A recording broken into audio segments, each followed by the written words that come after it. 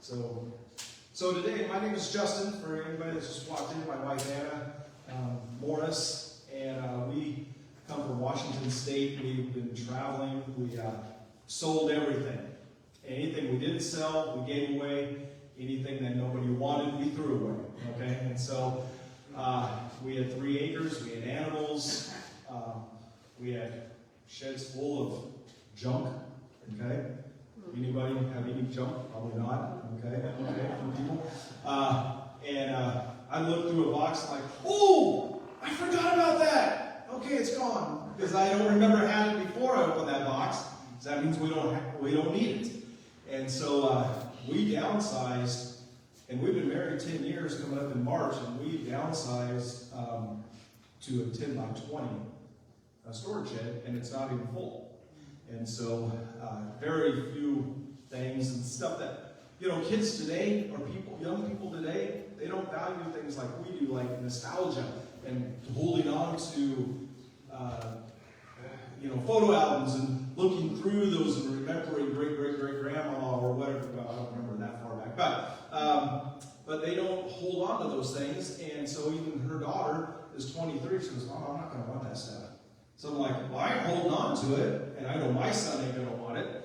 Because when we got married, I had a son, she had a daughter, and I know my son, he barely even remembers where his, some of his things are. So he ain't going to want my stuff. So we just thought, we're getting rid of it. We're done. And so, but I'm going to kind of go back. So as we're kind of moving forward, I'm going to let you know I retired from the military in 2020. And I will thank you.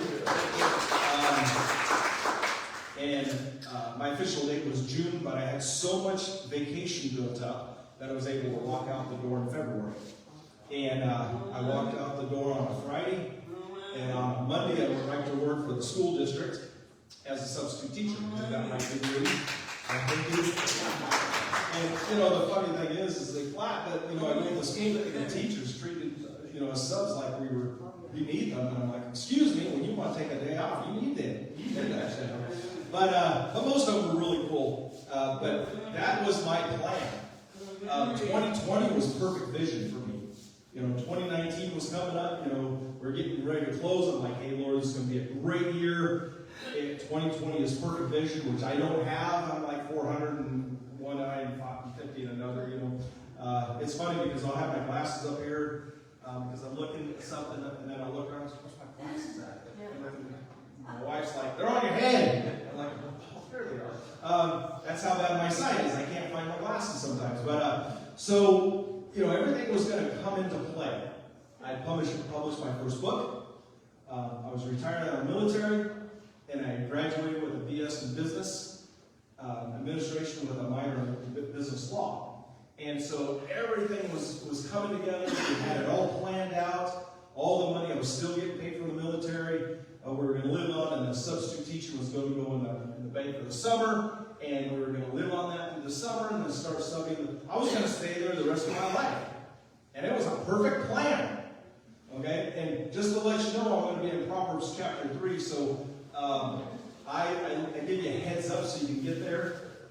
And I know David was on a time crunch, and I was trying to flip through, trying to catch up with him, and I was like, I can't keep up with this guy. He's too fast for me. So I'm just giving you a heads up where I'm going to be at. But everything was in focus.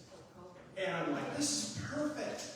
And I can go to work when I want to, and I don't have to go to work if I don't want to.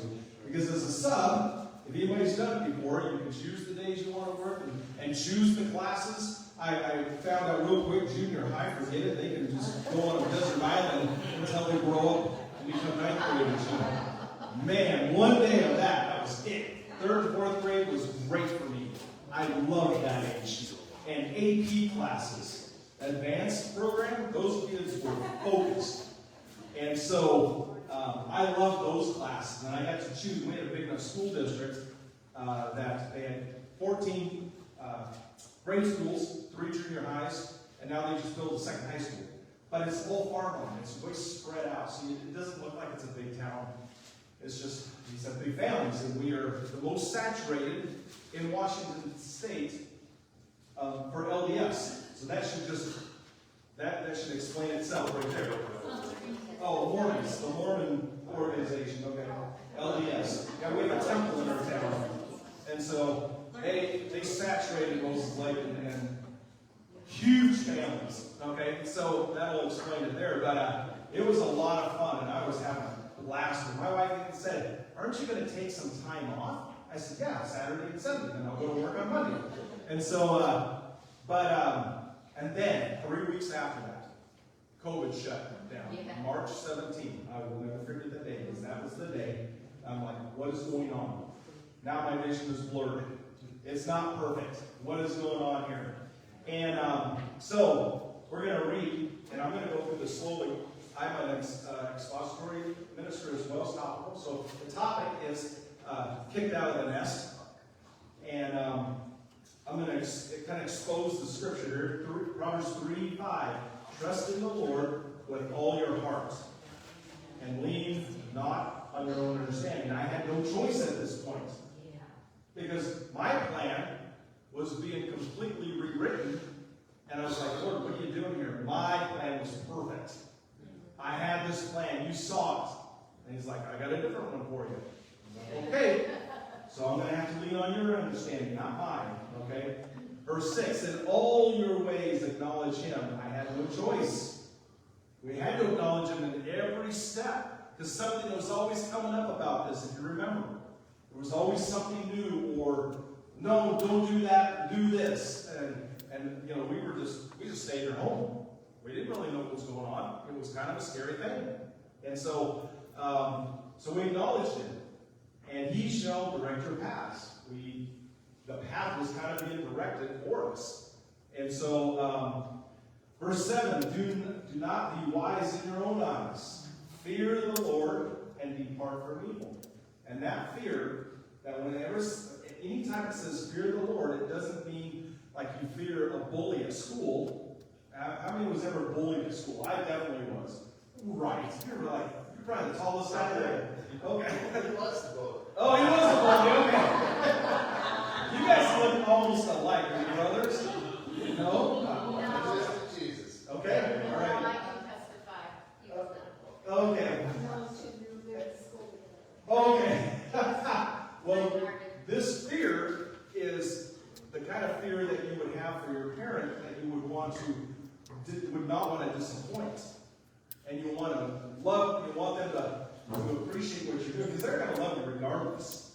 However, and I lived this when I was little, until I got to a certain age, and my mom said, I love you, and I don't like you right now. And I was like, and then my tears welled up in my eyes, and I don't remember this, but she said, you finally got it when I said that. And things started clicking. And I was like, well, thank you for ringing me in. She was 5 foot, full of German, and spitfire. She whipped really good. She was good at it. And so, but she had a compassion side mostly, but when it got to that point, I knew when she said, okay, I'm up now. You're done. If I have to get up. But, and then it says in verse 8, it will be healthy to your flesh and strength to your bones. And it's talking about if you don't sin in the flesh, it's going to be healthy for you. You're going to live a good life. I'm starting to eat better, and I can feel it in my bones. And so when you start doing the things what the Lord wants you to do, you're going to feel that. All right? And there may be a different interpretation, but that's what God gave me this morning. Verse 9, honor the Lord with your possessions. I don't know how many instruments, I can think of 3 that I've just given away. And music is a big part. I'm a drummer, that's actually, playing guitar, you fiddle with it, because when I played in bands, I was a drummer and all I saw in front of me was butts, because you got the 2 guitar players and the singer and the bass player, that's all you're seeing. And they're getting all the glory, and you're sitting there back there, beating on the drums, and that's what my profession was. But I thought, man, I want to be up there and get to places. Well, as I got saved and started playing for the church, I realized it wasn't about me. It took a long time, but like Joel would never send me a picture of him. I know this guy for 6 years. I want to put it on his ID. He said, send me a picture. And he would never send it. Gosh, the guy can't be that bad looking. He's not going to send me a picture. But he goes, it's not about me. It's about the Lord. And so, but then he gave it to the new president. I'm like, what's that? So, I was always given, when I knew somebody wanted to play a certain, or they liked this lady came up and says, I really like your guitar. And she was a musician, and she put out a few CDs, and I was like, you want it? She goes, for free? I said, yeah, just take it if you like it. It's at that place, just take it. Well, she sent me a check. I was like, okay, that's up to you. And then a friend of ours that we both know, Ed and Martin wanted to play banjo, and I'm a banjo picker. I pick at it, okay? And I was like, you want to try it? Sure. I sent it down to him. He goes, what do you want for us? If you want it, great. You don't have to give me anything for it. And they sent me a check. I was like, okay. So it's my possessions are to the Lord, because I can't take it with me. Now I was telling Pastor I used to own a hearse for fun. And I bought this hearse, and I put on the side of it, 1 Corinthians chapter 15, verse 55, only death where is thy sting. And then on the back of it, it had, accept Jesus before you ride with me. And it had a Grim Reaper. Now the Grim Reaper is obviously not the angel of death, but that's what the world sees. So I'd be on a 2-lane or a 4-lane, and people would speed up and look in. And be like, hey man, what's up? And then they would be going back and going the other side to see what it looked like, And the funeral directors in town loved it. They're like, I wish I could. And the license plate said last ride. That was so much fun. And so my wife even married me knowing I had that. Okay? And so when we got married and I took her 13-year-old daughter with me to run around town, and she comes back and she goes, Mom, everybody looked at us. I was like, that's the point. And so I ended up selling it, and she almost hugged the guy that bought it. And so, but I hold all my music equipment in it because it rolled in and rolled in. So I love doing gigs, going to. I did a lot of senior center stuff. It's free, and I went to nursing homes and would play music for them. But that wasn't a good idea. I realized the first time I took that there, one of them thought I was coming to pick somebody up. I was like, okay, I'm not going to take my purse to the nursing home anymore. And so, but my possessions belong to the Lord. And we really realized that when we set out on here, that getting rid of everything, and no condemnation, keep your homes, okay? Stay here. Pastor loves you. Okay, he said he loves most of you, so stay here. Okay, I'm just saying. But that was for us. That's what God called us to do. And so, verse 10 says, so your barns will be filled with plenty, and your vats will overflow with new wine. Well, we sold our barn, so I don't have anything to put in that, but the love we've been shown, we've been out to them with Joel and his wife, and Pastor and his wife, and as we've gone along, people have shown that. And I really realized being a pastor was not my calling, but an evangelist. And so God has opened up so many doors as I've been writing a lot of Christian fiction, inspiration, things that I've experienced, and I put a fiction story, and I found out fiction has rules too. You can't have a conversation in the book with a real person. It has to be a fictional person, because I wrote about Mackenzie Phillips. Anybody remember her? On One Day at a Time, she was the bratty teenager, and her father is John Phillips from the Mamas and the Papas. Well, I put a conversation in there. You can't do that. And I was like, what? So when I got back from the editors, it's like, you can't do that. You got to change these names. I was like, there's rules to fiction. It's fiction. And since you can't do that, okay. And so I had to change that. But I've learned a lot being a writer. It's a lot of fun. It's a lot of things. Fiction can go anywhere with it, pretty much, except you can't write about poetry. But you can write about fake people and fake conversations, but with scripture in it, and make it an inspirational story. And that's what we've been doing. What we're doing is walking around the RV park, where we park, and I have a couple with me, and I'll strike up a conversation. And then I said, well, you're a full-time web, tell me about that. And I said, well, I'm a writer, and here, I got a couple books for you, just take them. And I've had emails, hey, I really enjoyed that. And one guy says, I'm not too sure about the message you were putting, but I like the adventure part in it. But His word says that it never returns void. So that's the way I've evangelized. And I don't come across as a pushy Bible thumper, but it's just how we've been able to do it. And my wife, she's quite the introvert, but God has created them to be created introverts because they introvert with each other. Okay? And but she does young living. She shares oils with people, and they're very natural, and they're oils are in the Bible. We know Solomon built his temple with sapwood. What was it? Huh? Cedar wood. Cedar wood, which is known to bring wisdom. And he didn't know what he was doing when he ripped all that forest down, because it basically takes 1,000 years to grow a good tree. But he used it. He liked the smell of it, and it gave him wisdom. And so, she shares that. She has 16,000 followers, and she does videos for sewing. She does tutorials for sewing, and women have connected with her on a very. In fact, we met a lot of these people. We routed our route to meet these people, very godly women, and so it's been quite a journey for us to do this. But before we went on this, I was trying to go to work at different places, and God kept trying to close the door, and I kept putting my foot in the door. I need to work. Yeah, we've done a military retirement, but I think I still need to work. And I worked for all different kinds of places. Like I said, I worked in the funeral business. I worked doing all kinds of different things. I even worked as a youth pastor. And God was trying to pull us out of this church because they were teaching that the gifts have ceased.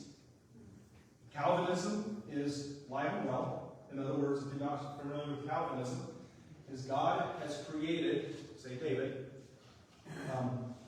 David, I created you to go to hell, but you're going to do my business before you go there. Okay? And they use Pharaoh as that, as an example. Well, Pharaoh had 10 chances.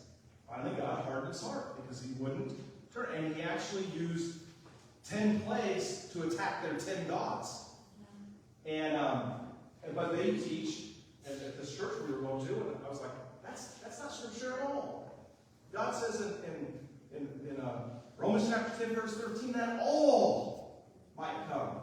He sent his son to the world, that the world might accept, not just a few.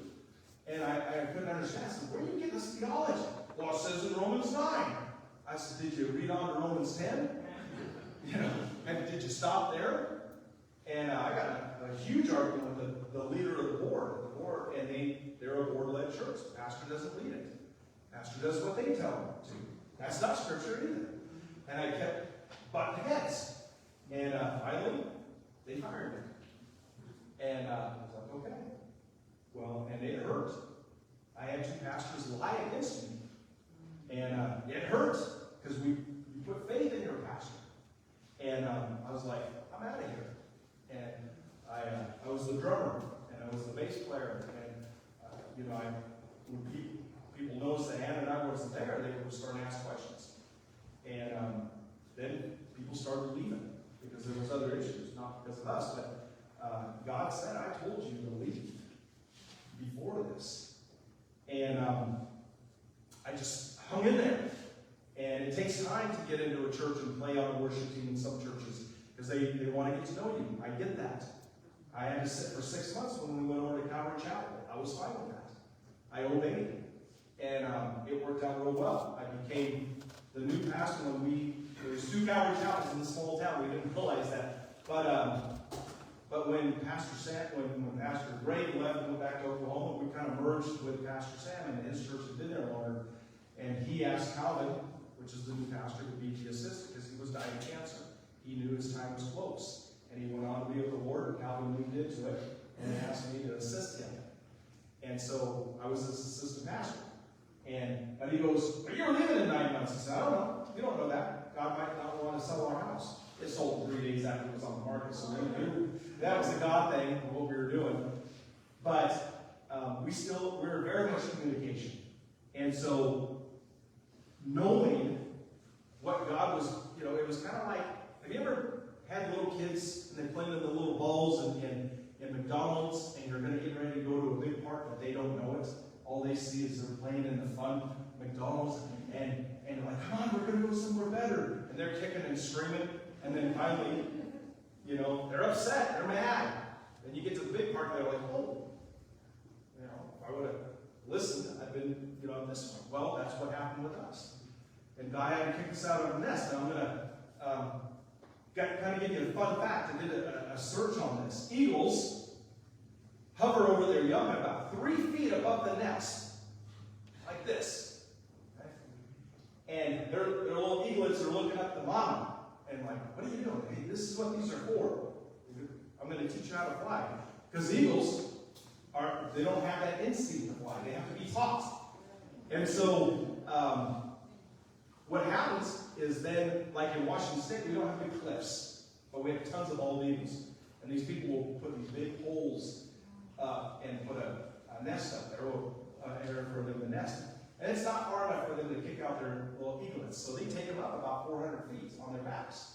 And then they tip them off. And then they flutter down.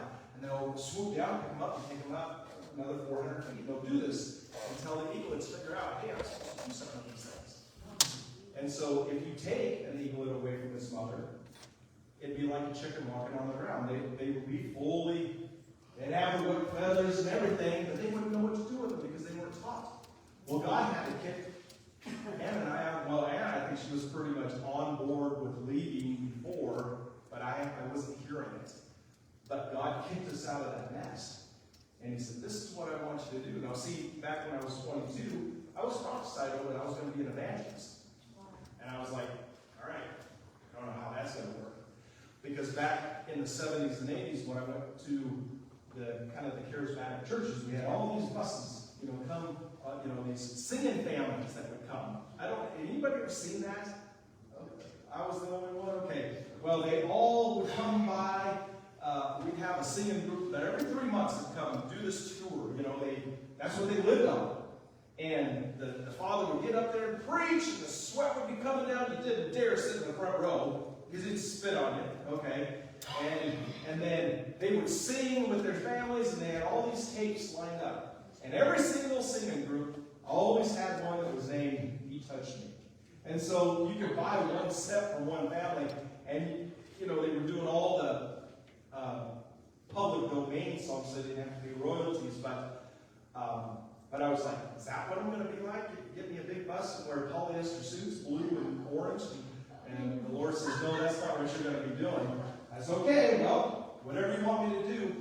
But through the years, I had done a lot of different things, not evangelizing. Been a youth pastor. I planted my own church. I did all different types of things, but I was never an evangelist. And then we come out on the road, and I didn't realize that's what I was doing, but I was walking around the RV park, just talking to people and sharing the word. And I just shared about what we were doing, and I was always wearing my Christian shirts, and I had my books. And I passed out probably about 70 of them so far. And we put them out here for you. If you want to make a donation, great. But if you don't, just take it. If you don't have it or you can't, just take it. Because I want you to enjoy the story. That's the main thing. And it's not a teaching book, it's a story. One is about a girl that was growing up in the 70s, and she wanted a farm. But back then, the girls learned how to, cook, clean, maybe collect the eggs is about as much as they got. But she wanted to do more. And so, and I'm not going to tell you more about it, but she was ahead of her time. And Nick, that book back there, it was 377 pages, and my editor said, break it up into 3 books, because it's too long. And it's about a man that, in the 70s, he's a black man that had already raised his kids. He was done, and he moved to the Pacific Northwest, because the racism in the South was terrible, and they had killed his wife. And he moved, and then these 2 white children needed a home, and he took them in. And he was able to adopt them back in 1975. And that would not happen in the South. But in the Pacific Northwest, where we're from, that was a big deal. And so he helps raise these children in a godly home. And so that's what they're back there for. They're to bless you. And if you do donate that story, because I can buy more. I get them off of Amazon for $2.50 a piece. I'm self-published. and I can give them out to people in the RVs, our RV. And so that's what God has called us to do for now. We don't know if it's going to last forever. We know that we put some money down on a bigger one, and we'll come back to Indiana when it's built. And we kind of think this is going to be indefinite, especially the way the world's going. And so, you know, this is what God has called us to, and this is not. If you knew my wife 10 years ago, you'd just be like, you're crazy. I'm not getting in some, traveling.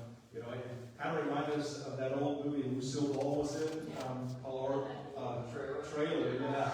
And I showed that to her, and so every time we were traveling down, she goes, "Oh, you missed it. Do you know how hard it is to turn this thing around, Lucy?" You know, she laughs. But I mean, they have a single white trailer on the back of that little bottom. You know, I got a big truck all in it, but it kind of reminded, every time I see that, or I have to turn this thing around, I think of that. But God called us to do this, and everything has really worked out. We've had a few little issues, but it got fixed, and it was in the perfect timing.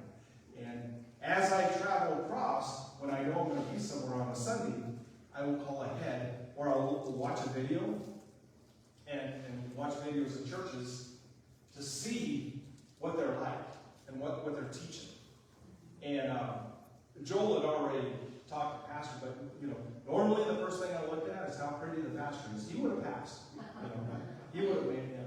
He's good looking. No, normally what I do is I will watch and find a church, a small church, that I can be a part of it. And I'll talk to the pastor. Hey, need some worship help?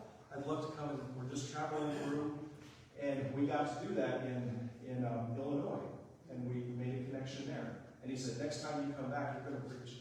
And so, we've been making these connections, just basically getting to know brothers and sisters that are in the Lord across the nation. And it's been a great time. And so, in Deuteronomy, I didn't give you a heads up on that one, I'm sorry, but he was in it, so I'm like, he's going to preach my sermon here. Deuteronomy 32, so if you want to open up to that, and I'll wait till you get there. I love every one of those pages. Now, if you have a smartphone, that's great, because that's what it's for. It's a good thing. Once the eagle gets to the point, and when they're on a high cliff, they'll kick them off the cliff. And they'll wait until, right before they dash their little bodies against the ground, they'll reach down, pick them up, and do it again. And I had 8 jobs, and it finally clicked. I'm not supposed to work. Because God is telling me, stop working. You make enough. How much do you really need? Yeah, how much more? And we have plenty. We're content of what we have. And he's like, you need to be done. And the last job I got fired from for one mistake. Well, then 4 days later, they went under anyways. So I'm like, okay. And the boss will let me go. She did not know that was going to happen. So, all right, Deuteronomy 32, verse 11 and 12, and I'll be done here. As an eagle stirs up its nest. I'm sorry, I didn't tell you what word I'm in the New King James. But it says, as an eagle stirs up its nest, hovers over its young. Okay? Spreading out its wings, taking them up, carrying them on its wings. So the Lord alone led him, and there was no foreign god with him. And this is talking about when they came out of Egypt, when Moses was coming out. There wasn't any foreign. They left all those foreign gods back in Egypt. And now they did kind of create their own here and there along the way. That's, they leaned on their own understanding. That's why they were in the wilderness for 40 years. It was probably a 10-mile hike across where they're going to go. But the point is, the Lord will carry you on his wings. And sometimes he has to kick you out. So if you are holding on to something and you're not cutting that cord, or you're trying to stay in the nest, and God says, hey, whatever it is, whatever it could be, maybe it's a job that you're holding on to, and you know you're not supposed to be there, or it's I don't know, it could be anything. It could be a vice that you're holding on to. And maybe you like to have a little alcohol once in a while. I don't ever condone it. I don't do it because I'm allergic to it. It causes my head to spin, and I get sick to my stomach. I fall down, and then I wake up the next morning and I got a headache. I must be allergic to it, so I don't ever do it. Okay. But you know, it could be anything in your life that you say, I gotta cut this cord because it's causing me not to have that relationship with the Lord.